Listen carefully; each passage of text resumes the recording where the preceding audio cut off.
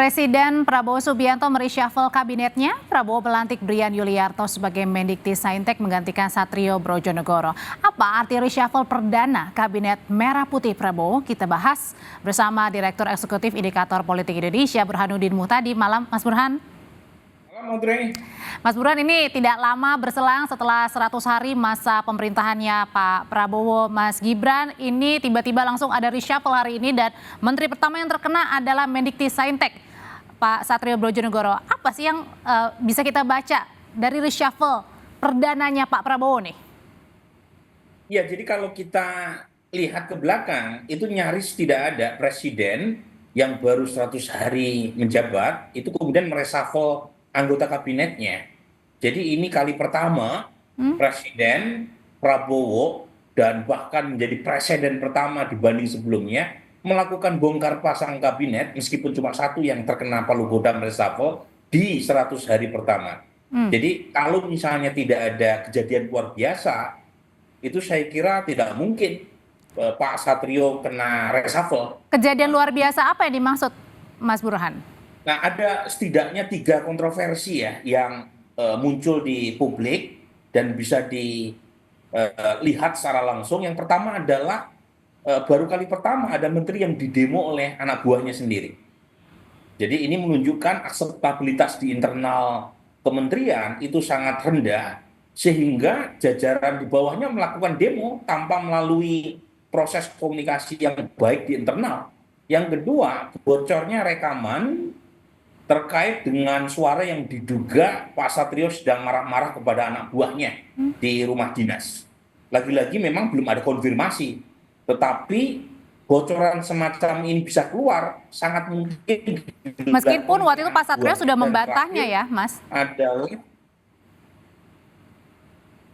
ya tapi memang dibantah ya, tetapi melihat suara dan indikasinya memang tidak bisa dipisahkan dari demo internal yang sebelumnya terjadi kan.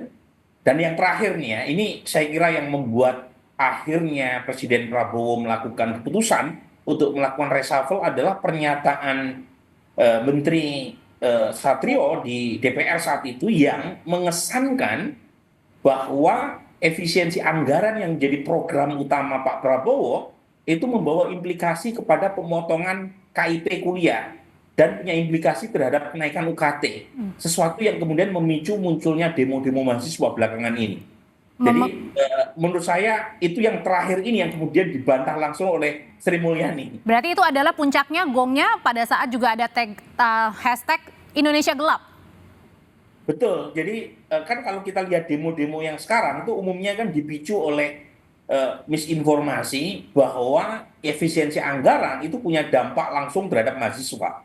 Terutama berkurangnya beasiswa, terutama buat mereka yang kuliah. Yang kedua adalah kemungkinan kenaikan UKT. Nah, masalahnya memang kita tidak bisa menyalahkan seluruhnya kepada Pak Satrio sebenarnya. Karena komunikasi antar KL kan lemah ya. Jadi tidak terkesan satu suara, satu frekuensi. Jadi penjelasan apa yang dipotong dan hasil pemotongan dipakai untuk apa, itu belum seluruhnya satu frekuensi itu antara pejabat. Dan karenanya Pak Satrio mengeluarkan pernyataan yang kemudian menimbulkan kontroversi besar.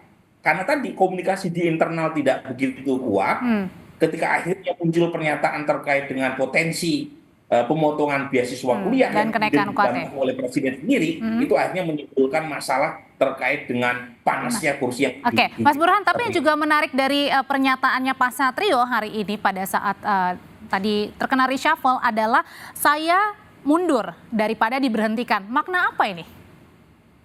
Ini kalau saya membacanya, tentu saya tidak tahu persisnya ya. Saya membacanya begini, Audrey.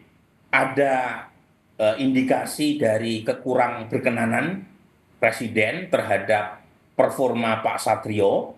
Nah, kemudian dicari titik tengah supaya win-win, tidak ada yang losing face. Pak Satrio diminta untuk mengundurkan diri. Tetapi inisiatif pengunduran diri itu tidak datang tiba-tiba, tidak datang di ruang hampa. Jadi ada pesan yang masuk bahwa presiden tidak lagi berkenan dan karenanya daripada menimbulkan losing face jika di reshuffle, lebih baik pengunduran diri dimulai dari Pak Satrio. Tetapi lagi-lagi tidak ujuk-ujuk datang surat pengunduran diri itu. Jadi ada dugaan saya, ada semacam pesan yang masuk supaya beliau dengan ikhlas tanda kutip ya mengundurkan diri, baru kemudian muncul reshuffle di sore harinya. Tapi apakah dengan penggantian Mendikti Saintek yang baru ini bisa meredam aksi mahasiswa yang belakangan terus terjadi dengan hashtag atau tagar Indonesia Gelap ini? Minimal di internal, Audrey, itu resistensi bisa berkurang. Jadi saya coba menempatkan posisi saya dalam situasi yang dihadapi oleh Pak Satrio. So just put myself in his shoes. Bayangkan menteri ditolak oleh bawahannya sendiri. Jadi kalaupun toh Pak Satrio tidak direshuffle, itu posisi beliau sangat berat itu. Karena penolakan datang dari dalam. Oke. Jadi lepas dari apakah pergantian itu punya efek kepada mahasiswa, kepada publik, minimal suasana di dalam itu lebih kondusif sekarang. Oke. Terlepas dari apakah nanti Pak Brian itu mampu mengkonsolidasi jajaran birokrasi, karena kita tahu beliau seorang scholars, seorang akademia, sementara birokrasi seperti hutan belantara, gitu ya. Jadi diperlukan kecakapan birokratik dan komunikasi yang baik, bukan semata-mata citasi yang tinggi di Google Scholar gitu ya. Tetapi saya yakin Pak Brian bisa. Pertama, beliau bukan semata-mata akademia, beliau pernah menjadi dekan di salah satu fakultas di ITB dan wakil rektor. Termasuk juga itu saja terlalu kecil ya skupnya itu. Mas Burhan, pengalaman berhubungan dengan birokrasi. termasuk juga sosoknya Pak Brian ini harus mampu menangkap gitu pesannya Pak Prabowo supaya tidak gaduh ke publik dan kemudian tetap berjalan ya sebagaimana mestinya, salah satunya dengan efisiensi anggaran ini tidak memotong biaya-biaya seperti misalnya beasiswa, termasuk juga UKT yang sempat kabarnya naik tapi kemudian sudah dibatalkan, tidak ada yang naik. Iya betul, jadi menurut saya di internal pemerintah pusat harus ada kesamaan cara pandang, terutama di KL ya, karena kan kejadian miskomunikasi antar pejabat bukan hanya antara Pak Satrio dengan Bu Sri Mulyani kan. Jadi beberapa pernyataan-pernyataan sebelumnya itu salah mengartikan, misalnya ketika terjadi penghematan, kemudian apakah variabel belanja pegawai ataukah termasuk belanja barang dan jasa. Belanja pegawai jelas tidak bisa dikorbankan atas nama efisiensi apapun. Tetapi kalau misalnya statusnya kontrak atau honorer seperti yang dialami juru irigasi, penjaga kereta api, karena status mereka bukan ASN, itu kan seringkali yang paling pertama untuk tanda kutip dikorbankan untuk dihemat. Nah, kayak begini-begini ini harus diselesaikan di dalam.